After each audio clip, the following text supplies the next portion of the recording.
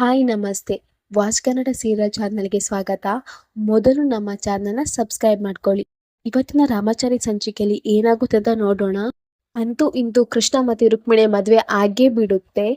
ಇನ್ನು ಅಣ್ಣಾಜಿ ಅವರು ರುಕ್ಕು ಹತ್ರ ಕ್ಷಮಿಸಿ ಅಂತ ಕೇಳಿ ಅಲ್ಲಿಂದ ಹೊರಡ್ತಾರೆ. ಇನ್ನು ಈ ಕಡೆ ರುಕ್ಕು ಮತ್ತೆ ಕೃಷ್ಣನ ಸಂಭ್ರಮದಿಂದ ಮನೆ ಒಳಗೆ ಕರ್ಕೊಂಡು ಬರ್ಲಿಕ್ಕೆ ಮನೆಯವರೆಲ್ಲರೂ ಸಿದ್ಧತೆ ಮಾಡ್ತಾ ಇರ್ತಾರೆ. ಇನ್ನು ಮನೆಗೆ ಬರ್ತಾರೆ ಕೃಷ್ಣ ಮತ್ತೆ ರುಕ್ಮಿಣಿ. ಆಗ ಎಲ್ರೂ ದೇವರಿಗೆ ಪ್ರಾರ್ಥನೆ ಮಾಡ್ಕೊಳ್ತಾ ಇರ್ತಾರೆ. ಆವಾಗ ಚಾರು ನೋಡ್ತಾಳೆ. ಎಲ್ರೂ ಕಣ್ಮುಚ್ಚಿ ಪ್ರಾರ್ಥನೆ ಮಾಡ್ತಾ ಇರ್ತಾರೆ. ಆವಾಗ ಚಾರು ನೋಡ್ತಾಳೆ. ನೋಡುವಾಗ ರುಕ್ಕು ಅವಳ ಎಡಗಾಲಿಂದ ಸೇರ್ ಒದ್ದು ಒಳಗ್ ಬರ್ತಾಳೆ. ಎಡಗಾಲಿಟ್ಟೆ ಒಳಗ್ ಬರ್ತಾಳೆ. ಅದನ್ನ ಚಾರು ನೋಡಿ ಶಾಕ್ ಆಗುತ್ತೆ. ಆದ್ರೆ ಅವಳು ಅಲ್ಲಿ ಯಾರ ಹತ್ರನೂ ಹೇಳ್ತಾ ಇರಲ್ಲ.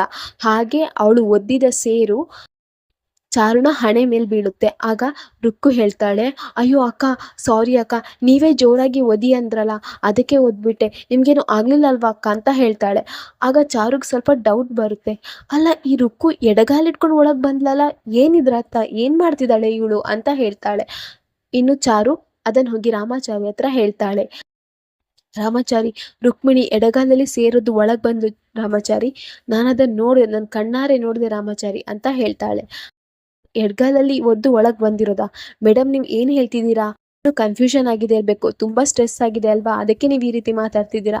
ಹಾಗೇನು ಆಗಿರಲ್ಲ ಮೇಡಮ್, ಏನು ಹೆದರ್ಕೊಳ್ಬೇಡಿ ಅಂತ ಹೇಳಿ ಅಲ್ಲಿಂದ ಹೋಗ್ತಾನೆ. ಆದ್ರೆ ಚಾರುಗೆ ತುಂಬಾ ಕನ್ಫರ್ಮ್ ಆಗಿರ್ತದೆ ಅವಳು ಎಡಗಾಲೇ ಒದ್ದು ಒಳಗೆ ಬಂದಿರೋದಂತ ಹೇಳಿ.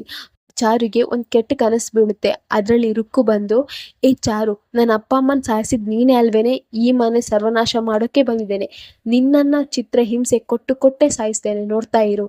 ಕನಸು ಕಂಡ ನಂತರ ಚಾರುಗೆ ತುಂಬಾನೇ ಟೆನ್ಷನ್ ಆಗುತ್ತೆ, ತುಂಬಾ ಗಿಲ್ಟ್ ಫೀಲ್ ಕಾಡುತ್ತೆ. ಅಲ್ಲ, ನಿಜವಾಗ್ಲೂ ರುಕ್ಮಿಣಿ ಏನಾದ್ರೂ ಸೇಡ್ ಹೊತ್ಕೊಂಡು ಈ ಮನೆಗೆ ಬಂದಿದ್ದಾಳಾ?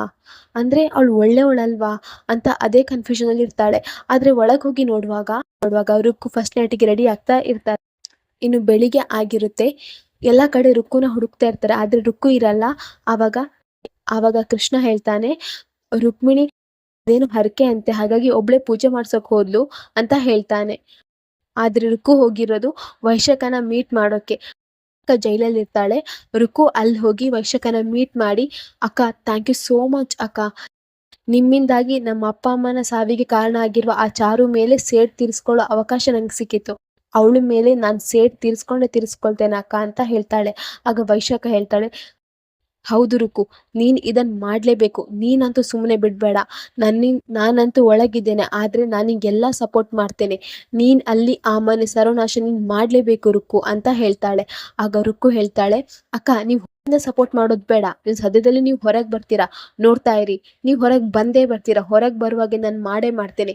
ಇನ್ನೇನು ಹೊರಗೆ ಬರ್ತೀರಲ್ವಾ, ಮಂಗಳಾರತಿ ಮಾಡಿ ಅದೇ ಮನೆಯವ್ರು ನಿಮ್ಮನ್ನ ಮಂಗಳಾರತಿ ಮಾಡಿ ಒಳಗ್ ಕರ್ಕೊಳ್ಬೇಕು, ಆ ರೀತಿ ನಾನು ಪ್ಲಾನ್ ಮಾಡ್ತೇನೆ ಅಕ್ಕ ಅಂತ ಹೇಳಿ ಅಲ್ಲಿಂದ ಹೋಗ್ತಾಳೆ. ಆದ್ರೆ ಚಾರುಗೆ ಇಲ್ಲಿ ತುಂಬಾನೇ ಗಿಲ್ಟ್ ಫೀಲಿಂಗ್ ಕಾಡುತ್ತಾ ಇರುತ್ತೆ. ರುಕ್ಕು ಮೇಲೆ ಅನುಮಾನನೂ ಹೆಚ್ಚಾಗ್ತಾನೆ ಇರುತ್ತೆ.